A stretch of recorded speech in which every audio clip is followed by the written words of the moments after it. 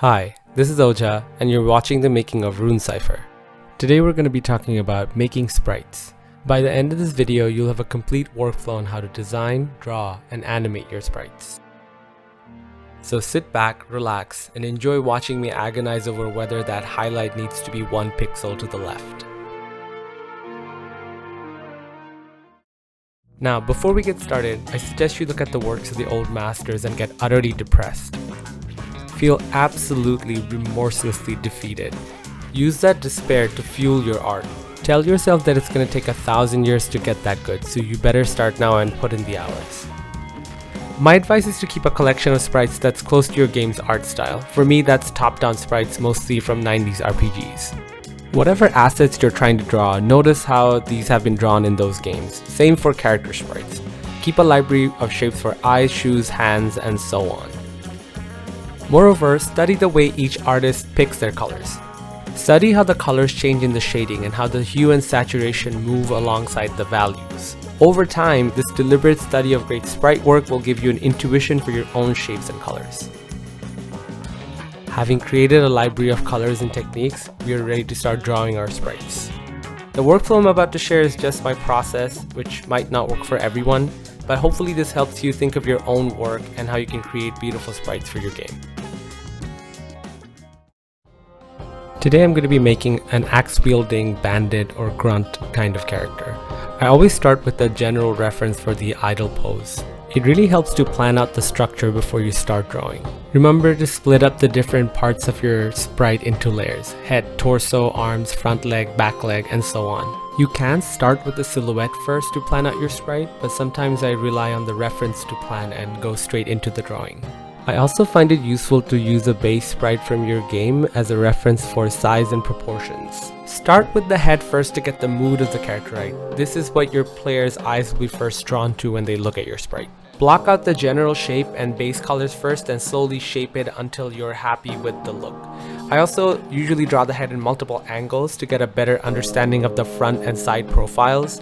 This might seem like extra work at first, but it does help with thinking of your 2D sprite three-dimensionally, and it will make animation planning easier down the road. Next, let's do the legs and torso with the same process. Block colors first and then the shadows.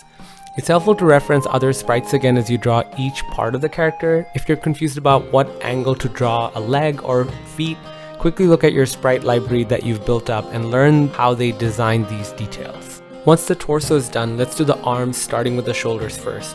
This is the first pose I had decided on with the axe on his shoulder, but I'm not too sure about it at this point. It's good to take a step back and let your eyes rest a bit before you evaluate the sprite.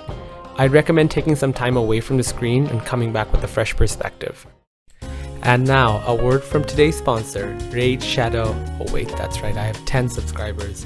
So please subscribe so I can finally fund this game, okay? I'm literally eating ramen packets and using sound effects from 2003, so just... Once you're back from a cognitive reset, change the things that seem odd with the sprite.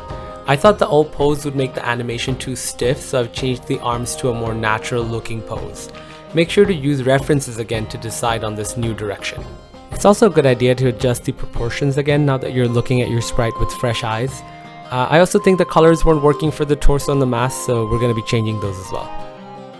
Once the base sprite is finalized, you can work on adding details. This part is so fun and can help create characterization for your sprite. With pixel art, a little goes a long way. The details should be readable but not overwhelm the base sprite. For this one, I just added some horizontal ties to the torso and a mark on one side of the hood.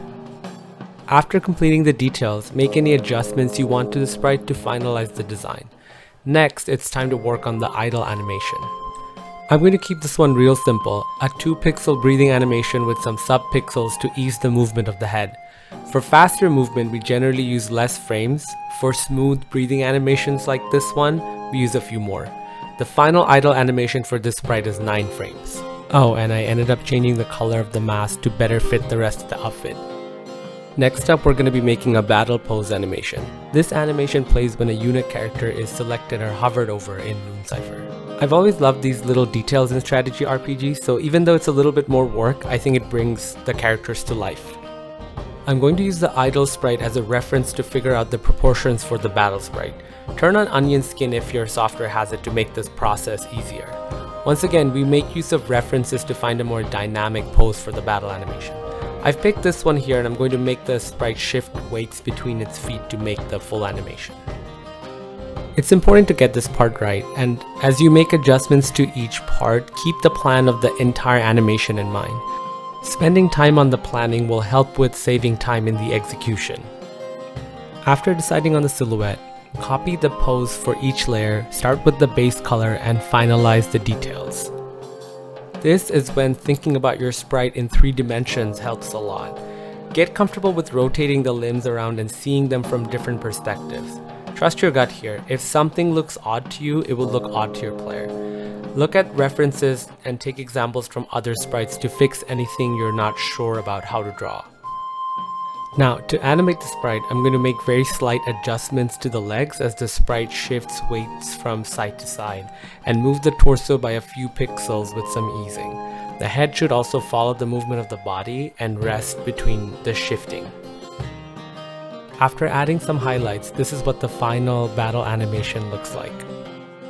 And this is what it looks like in the game with the game's lighting. Cool, I think this is looking good. The last piece of sprite work I need for the game is the run animation. There's a lot of good tutorials online about how to do pixel art run animations, so I won't go into details, but very briefly, I usually use 6 frames for any direction. Right reach, right land, right adjust, left reach, left land, and left adjust. Following these templates, we can create our run animation quite quickly. Remember to change up the frames to give your characters some uniqueness according to their size and fighting style. And as I say that, I've made this bandit into an American football player.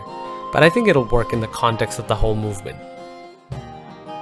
For the left and right directions, you can follow the same 6-frame format. However, because the side movement involves a longer visible arc for the arms and legs, sometimes it can benefit from an 8-frame animation. Use your best judgment, and you can always add or take away frames if the animation isn't looking right. Once you're done with one direction though, you can horizontally flip the sprite for the other direction. Remember to include your sprite's details on the appropriate side. And lastly, the up direction. I feel like this is the trickiest direction. You're drawing the back of the head with minimal detail, and you really have to emphasize the movement of the legs and torso upwards with some smart use of color. Lighter colors for parts of the body closer to the viewer, and darker ones for those farther away. Also, make sure you maintain the same perspective as the other directions, so don't make it look too flat or too top down. And that's all there is to it. Now let's see our sprite in action. Oh, oops, I forgot to add the walk animation. Give me 1 second. And look at that. That looks quite nice, I think. So that is my sprite making workflow. If this video helped you out, leave a like or comment. In future videos, I hope to cover topics like procedural animation, a custom light and shadow system in Godot, as well as a neat pixel art water shader. Subscribe to the channel if that sounds up your alley. Thanks for watching, and I'll see you next time.